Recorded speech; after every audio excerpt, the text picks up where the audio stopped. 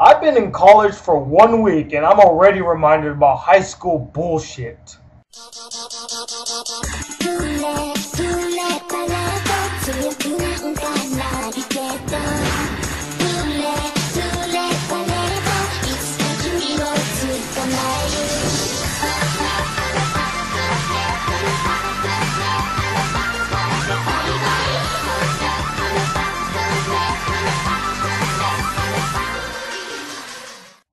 What up, y'all? It's the Black Anime Guy here to give you another anime review. I know it's been a while, but as you can tell, I've been in college, and also I've been really focusing on my movie reviews. So I decided, you know what? Time to get back into anime reviews. And which one do I start off with? Toradora.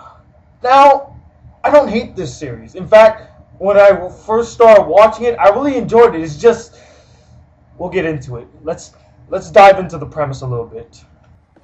Toradora follows Takasu Ryuji, a gentle guy who is labeled a delinquent because of his mean-looking eyes, and Asaka Taiga, a mean, ferocious, and tiny girl who is known around school as the Palm-Top Tiger because of her short stature and fierce attitude. Each share two things in common. They are notoriously known throughout the school, and they both love the other's best friend. Ryuji loves Miori, and Taiga loves Kitamaru. After a failed attempt to express her love through a love letter, Taiga now has to deal with Ryuji knowing her secret.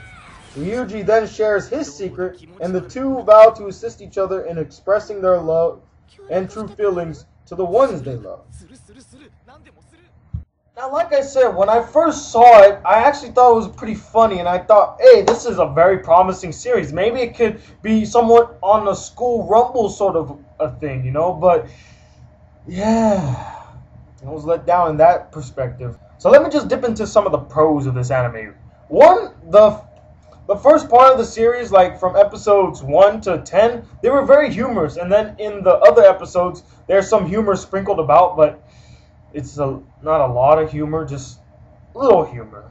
I really enjoyed the characters, you know, Ryuji, Taiga, Minoe, Kitamaru. They all were enjoyable. In fact, Kitamaru was one of my favorite characters in the show. He was always humorous, always having fun. Kind of reminded me of me when I was in high school. Also, the teacher, I really enjoyed her. Just, she's like all depressed, like, oh, I'm single. You kids don't understand what youth is. I feel like that's going to be me in a few years, sadly. But she actually was a very well-developed character, and at times she can give like very heart-tearing like speeches and stuff, like, because she's been down that road and she's wise about the ways, and she's single too. Yeah, I feel bad for her. The one big pro of this show, in fact, is the only reason I still watch the show through and through, is the relationship and the development between Ryuji and Taiga. That was the only reason I continued watching this show. I'm going to get into the reason why I kind of didn't want to watch the show anymore. But that was the main one. The development of how their relationship starts off, it's like they hate each other, and then they said, you know what, why don't we help each other out? Because, you know, you like my best friend, I like your best friend, let's help each other out. It works. And then it just develops and develops into love. And I was just waiting for that moment, like that moment when they kissed, that moment when they hooked up, that moment they told each other they loved her. It was worth the wait. If you're ever going to watch this anime, the payoff is at the end, I promise you. The themes of abandonment, acceptance, and rejection is played throughout this whole series, and it's actually played very well. I mean, you kind of feel for these characters. You're like, oh, I've been in that shoe before. I've been there before. I've been hurt like that. I've loved like that. It has that realistic feel to it, and that's one of the main pros of the show. It was very realistic, and it actually made me think about high school again, and like, oh yeah, I went through that too. I understand that feeling. Sadly, now I gotta get into the cons of the series. One major con that I noticed is that this show is not original. In fact, when I was watching it, the show felt like it was a mix between Clanin and The Familiar of Zero. And I know that's very unknown animes, but I know them and I've seen them. And when I saw this series, or when I was watching it, I mean, I just felt like This is like Clanin mixed with the familiar of Zero.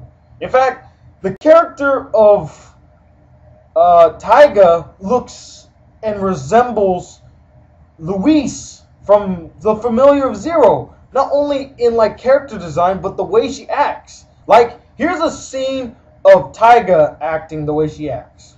不法侵入。しかも押し付け掃除。マーキングしてないでしょうね、この犬。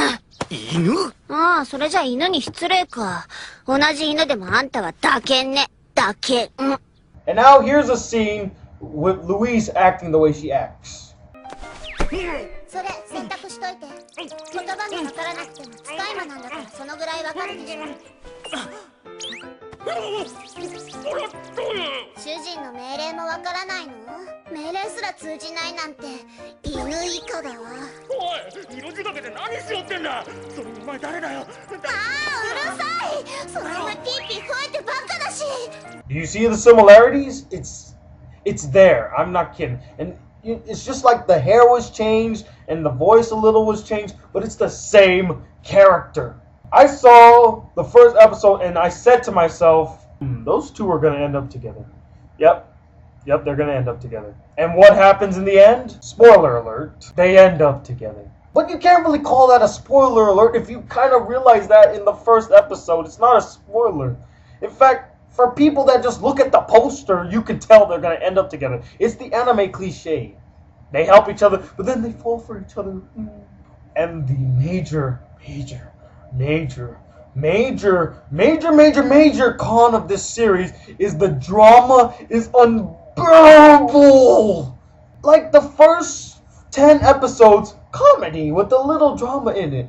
And the last 16, drama with a little bit of comedy in it. But the drama is so much that you completely bypass the comedy. It's like it's dry comedy and the drama just takes over. They lay it on thick in this series too. I mean, I was getting flashbacks of Clanin. And if anyone has seen Clanin, that was some depressing shit. The same thing with this one. It's just depressing shit. If you ever want to watch an anime to feel good, this is not an anime to watch. You stay clear from this anime. Because this is not a feel-good anime. This is a, yeah, I kind of feel bad anime. All in all, the drama just like, it was, oh my god, unbearable. Almost to the point where I wanted to stop watching. But because I was so attached, I was so into the relationship between Ryuji and Taiga that I wanted to see it come full circle even though I knew it was.